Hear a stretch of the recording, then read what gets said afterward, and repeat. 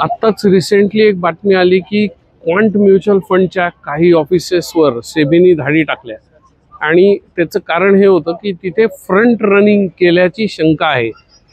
आता front running म्हणजे काय ते पहिले समजून घेऊ। फ्रंट रनिंग म्हणजे जेव्हा एखाद्या म्युच्युअल फंडला मोठ्या प्रमाणावर काही स्टॉक्स विकत घ्यायचे असतात, ही बातमी ही इन्फॉर्मेशन तिथल्या आतल्या लोकांकडे असते।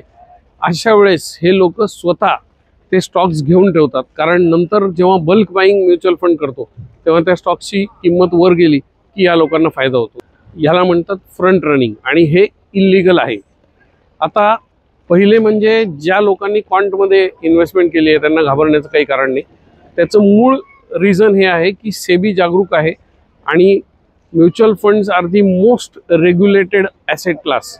सेबी, एम्फी आणि आरबीआय हे तीन रेग्युलेटर आहेत, त्यामुळे इथे फ्रॉड्स होत नाहीत आणि झाले तर पकडले जातात, जे या केसमध्ये झालेलं आहे।